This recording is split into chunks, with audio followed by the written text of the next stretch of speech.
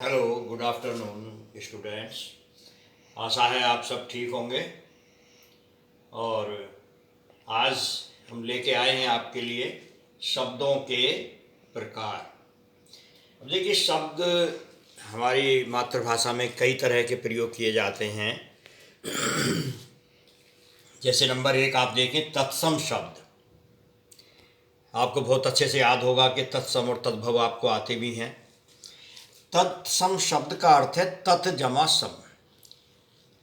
तत् माने उसके और सम माने समान, अर्थात किसके समान? संस्कृत के समान। जैसे कर्ण, घृत, जिव्या आदि। अब ये वो शब्द हैं जिन्हें संस्कृत से लिया गया है, और हमारी हिंदी भाषा की जननी भी संस्कृत ही है।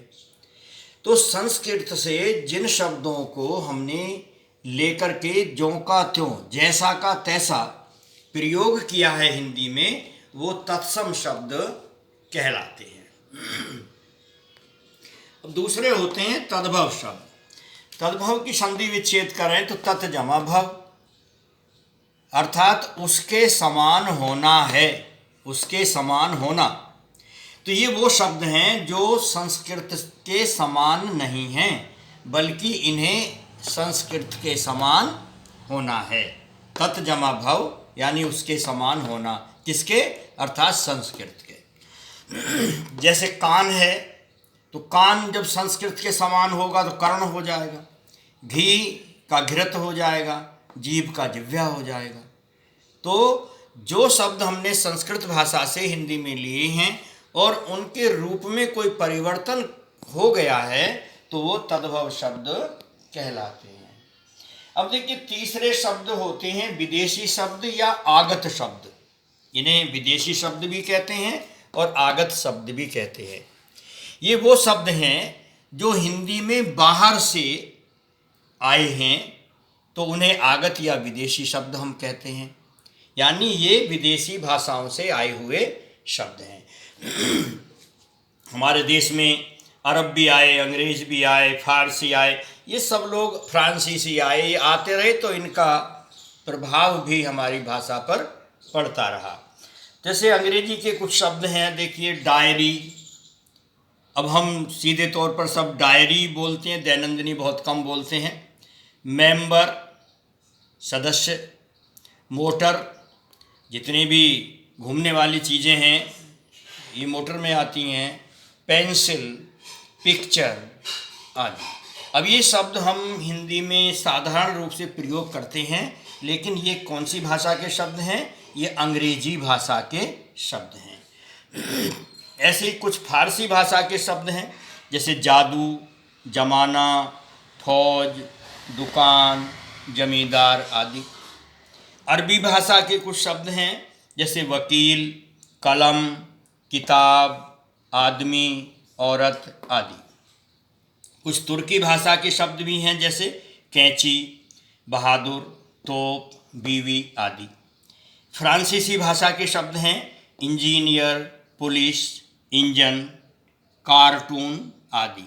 अब ये शब्द हैं तो विदेशी भाषाओं के, लेकिन साधारणतः हम अपनी हिंदी भाषा में इनका प्रयोग करते हैं और हमें ये अनुभव ही नहीं होता कि ये शब्द कौन है और कहाँ से आया है।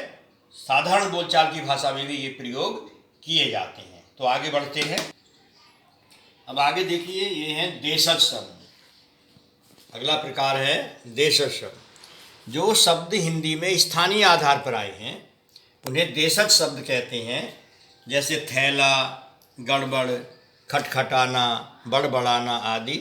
ये अपनी खोज है स्थानीय आधार पर। अब एक प्रकार के और शब्द होते हैं, उन्हें वर्ण संकर शब्द कहते हैं। और वर्ण संकर का मतलब है कि उनमें मिलावट होती है। जो शब्द एक से अधिक भाषाओं के योग से बने हैं उन्हें वर्ण संकर शब्द कहते हैं। जैसे रेलगाड़ी। अब देखिए, रेल जो है ये दूसरी भाषा का शब्द है और गाड़ी हिंदी भाषा का शब्द है, तो रेलगाड़ी होगी। डबल रोटी। अब ये डबल दूसरी भाषा का शब्द है और रोटी हिंदी भाषा का है। टिकट घर, अब टिकट ये दूसरी भाषा का शब्द है और घर ये हिंदी भाषा का शब्द है। तो ये दो भाषाएं एक जगह मिल गई, या एक से अधिक, दो से अधिक भी हो सकती हैं। तो ये ऐसे जो एक से अधिक भाषाओं को मिला करके योग से जो शब्द बनते हैं वो वर्ण संकर शब्द कहलाते हैं। हिंदी में एक प्रकार की ये आगत ध्वनियाँ भी होती हैं। तो देखिए, जो ध्वनियाँ हिंदी में बाहर से आई हैं उन्हें आगत ध्वनियाँ कहते हैं। वे कैसे आई हैं? जैसे अर्धचंद्र होता है, इस पे बिंदी नहीं होती है, और नुक्ता होता है कुछ वर्णों के नीचे। तो उन्हें देखिए, नुक्ता वाले वर्ण जो हैं वो केवल ये 5 वर्ण होते हैं जिनके नीचे नुक्ता होता है, जैसे का, खा, गा, जा, फा। तो इनमें कैसे लिखे जाते हैं? ये का के नीचे नुक्ता लग गया, का, खा, गा, जा, फा, ऐसे हो गए। तो ये जो होते हैं वर्ण, ये 5 होते हैं और व्यंजन होते हैं। तो ये 5 आगत व्यंजन कहलाते हैं। अब आ और ओ ये आगत स्वर हैं 2, तो इन्हें आगत स्वर कहते हैं, और ये गिनती में एक ही माना जाता है। तो यहाँ पे आइए, 5 व्यंजन हो गए और एक ये, कुल मिला के 6 ध्वनियाँ हो गई हैं। अब देखिए, इनका जरा प्रयोग करके दिखा दें हम। जैसे ये नुक्ते वाली बात है, तो देखिए ये शब्द है राज, और इसके नीचे कोई नुक्ता नहीं है, और यहाँ राज जय के नीचे नुक्ता लगा है। दोनों के अर्थ में अंतर आ जाता है। देखिए, राज माने शासन है और ये राज माने रहस्य है। इसी तरह जरा और जरा है, जरा माने थोड़ा और जरा माने बुढ़ापा। इसी तरह डाल और डाल है, और डाल जो है ये गुड़िया है, और डाल पेड़ की शाखा होती है। और ये जो चंद्र, अर्धचंद्र वाली बात मैंने बताई थी, तो देखिए डॉक्टर लिखते हैं तो उसके ऊपर ये लगाते हैं, बिंदी नहीं लगाते। हॉस्पिटल लिखते हैं और ये डॉल पे लिखा है तो इसमें भी लगती है वो। तो ये क्या है कि ये अंग्रेजी भाषा का प्रभाव है। जब अंग्रेजी, अब जिसे डॉक्टर है वो बोलते हैं इसे, तो थोड़ा घुमाव लेती है उनकी जो ज़बान है, तो उसके लिए ये इसमें हिंदी में भी इसका प्रभाव पड़ा। क्योंकि अंग्रेज हमारे देश में आए रहे तो उनकी भाषा का भी प्रभाव पड़ा। ऐसे ही ये नुक्ता उर्दू में आपको देखने को मिलते होंगे। तो ये जो है 5 व्यंजन हैं और एक स्वर है, कुल मिलाकर 6 हैं, और ये इनका इस तरह प्रयोग होता है और ये इनके अर्थ में अंतर आता है जो मैंने बताया।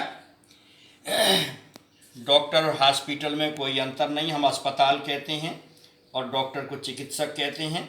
लेकिन जब ये अंग्रेजी प्रभाव में ये लिखे जाते हैं और अंग्रेजी शब्द हैं तो यहाँ पे ये अर्धचंद्र लग जाता है।